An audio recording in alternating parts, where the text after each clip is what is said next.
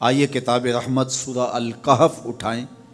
اللہ تعالیٰ نے ایک واقعہ بیان کیا ہے حضرت موسیٰ اور حضرت خضر علیہ السلام کا، کہ حضرت موسیٰ علیہ السلام عزم مصمم کر کے جب چلے تو اللہ فرماتا ہے کہ ہم نے حضرت موسیٰ علیہ السلام کو جس بندے کی نشانی بتائی تھی وہ بندہ ان کو وہاں مل گیا۔ سفید چادر اوڑھے حضرت خضر علیہ السلام وہاں لیٹے ہوئے تھے، تو یہ جا کے ان کے پاس کھڑے ہو گئے کہ حضرت میں آپ کی خدمت میں اس لیے آیا ہوں کہ اللہ نے آپ کو جو خصوصی علم عطا کیے ہیں میں ان کو سیکھنے کی غرض سے آپ کی چوکھٹ پہ آیا ہوں۔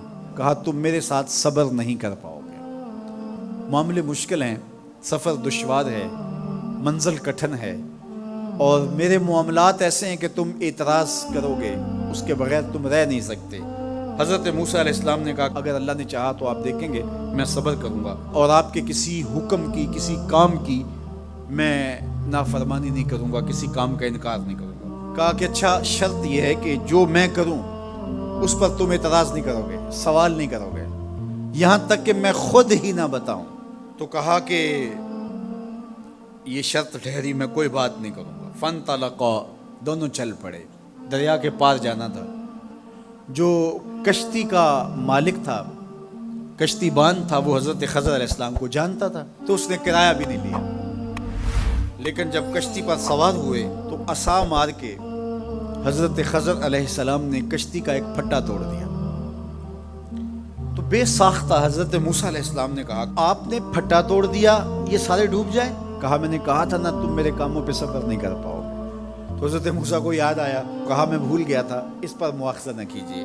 پھر دونوں چل پڑے، بچے کھیل رہے تھے، ایک خوبصورت لڑکا وہ بھی بچوں میں کھیل رہا تھا۔ حضرت خضر آگے بڑھے اور اس کی گردن مروڑ دی، اس کو قتل کر دیا۔ صاحب شریعت تھے حضرت موسیٰ علیہ السلام، نہ رہ سکے، پھر بول پڑے ایک جان کو بغیر کسی جان کے بدلے میں قتل کر دیا، اس نے گوایا کیا تھا ہمارا؟ آپ نے بہت ہی جو ہے وہ غلط کام کیا، یہ کام اچھا نہیں کیا آپ نے۔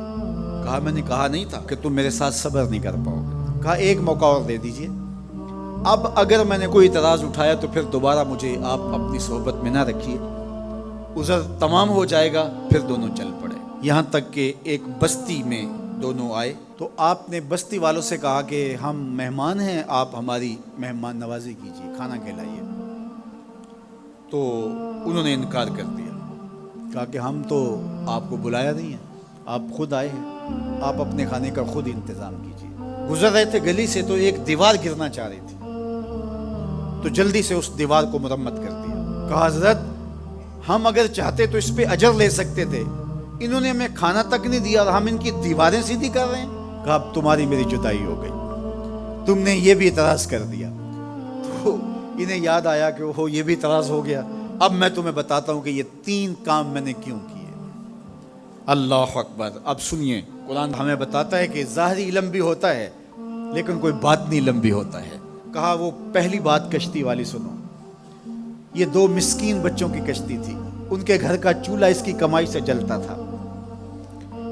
دریا کنارے کنارے ایک ظالم بادشاہ رہا تھا جو لوگوں کی کشتیاں چھین رہا تھا، ہم نے تھوڑا سا عیب لگا دیا، وہ ٹوٹی کشتی چھوڑ کے چلا گیا۔ اب وہ تھوڑے سے پیسے لگا کے کشتی مرمت کرا لیں گے، گھر کا چولہا جلتا رہے گا، بتاؤ اچھا کیا یا برا کیا؟ کہا رہی بات اس بچے کی جس کو ہم نے قتل کیا، اس کے ماں باپ مومن تھے، نیک تھے، صالح تھے، بچے نے بڑا ہو کے بہت برا ہونا تھا، ہم نے اس کو قتل کر دیا، اللہ اس کے بدلے ان کو بہتر اولاد دے گا۔ علماء تفسیر نے لکھا ہے اس بچے کے بدلے میں اللہ نے ان والدین کو ایک بیٹی عطا کی جس کی نسل سے 70 نبی پیدا ہوئے۔ دیوار کی کہانی بھی سن لیجئے، یہ شہر کے 2 یتیم بچوں کی دیوار تھی اور اس کے نیچے ان کا خزانہ تھا اور ان کا باپ بڑا نیک تھا۔ خزانہ دیوار کے نیچے ہے، دیوار گرنا چاہ رہی ہے، کسی معمولی دھکے سے گر جاتی۔ 2 ہی صورتیں تھیں، یا وہ بچے خود اپنا خزانہ اٹھا لیتے یا لوگ اٹھا کے لے جاتے۔ لوگ اٹھا کے لے جاتے پھر بھی ہاتھ میں کچھ نہ آیا، اور اگر وہ خود اٹھا لیتے تو بچے ہیں، بچپنے کی وجہ سے وہ اس کو اڑا دیتے۔ تو ہم نے اس کے اوپر دیوار کھڑی کر دی، جب تک وہ اس قابل نہیں ہو جاتے کہ یہ خزانہ نکال کے اس کو صحیح مصرف پہ لگا سکیں، اتنی دیر تک دیوار گرے گی نہیں۔ اللہ اکبر۔ وہ کسی وجہ سے دیوار قائم رہے گی، اور جب وہ اس عمر کو پہنچ جائیں گے جس عمر میں وہ اس خزانے کو سنبھال سکیں گے تو پھر دیوار خود بخود گر جائے گی اور یہ خزانہ نکال کر کے اپنے کام پہ لے آئیں گے۔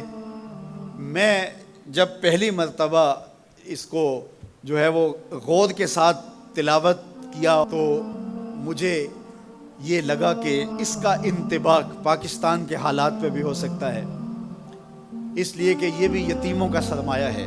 کتنے یتیم روتے بلکتے رہ گئے اور ان کے سر سے جو ہے وہ سائے اٹھ گئے اس وطن کے لیے، لیکن میرے مالک نے اس ملک کے خزانوں پر گہرے پہاڑ اور بڑی بڑی دیواریں کھڑی کر دی ہیں۔ جب تک یہ قوم بلوغت تک نہیں پہنچے گی اتنی دیر تک وہ خزانے ظاہر نہیں ہوں گے، اور جب یہ قوم اپنی بلوغت تک پہنچے گی، شعوری بلوغت، فکری بلوغت، علمی بلوغت، اور رب سے جو وعدہ کیا تھا پاکستان کا مطلب کیا، لا الہ الا اللہ، جب اس بلوغت تک یہ پہنچ جائے گی، اس وعدے کی تکمیل ہوگی، پھر رب دیوار ہٹا دے گا اور پاکستان کو اللہ اتنے خزانے دے گا اور پاکستان ایسا مالا مال ہوگا دنیا دیکھنے آئے گی انشاءاللہ۔ اس لیے رب نے دیواریں بنا کے رکھی۔ تمہارا باپ معین الدین چشتی بڑا نیک تھا، تمہارا باپ داتا گنج بخش علی حجویری بڑا نیک تھا، تمہارا باپ حضرت مجدد الف ثانی بڑا نیک تھا، ان کی وجہ سے میں دیواریں کھڑی کر رہا ہوں اور مضبوط حصار لگا رہا ہوں تمہارے خزانوں پر، اور وہ وقت آئے گا جب تم بلوغت کی عمر کو پہنچو گے، دیواریں ہٹ جائے گی اور تمہارا وطن زمانے پہ مہکتے پھول کی طرح اور چمکتے ستاروں کی طرح اور روشن آفتاب کی طرح چمکتا اور مہکتا دکھائی دے گا، اور زمانہ پاکستان دیکھنے آئے گا، پاکستان دنیا کی قیادت کرے گا انشاءاللہ۔ تو کہا یہ تعویل ہے ان باتوں کی جو باتیں میرے رب نے مجھے بتائی، اور یہ میں نے اپنی مرضی سے نہیں کہی، اور جو میں نے کیا اپنی مرضی سے نہیں کیا۔ تو یہ باطنی باتیں ہیں، شاید یہ باطنی باتوں کے جوش میں یہ بات بھی میں کر گیا۔ وہ کیا کسی نے کہا تھا کہ بھری محفل میں ایک راز کی بات کہہ دی، بڑا بے ادب ہوں سزا چاہتا ہوں۔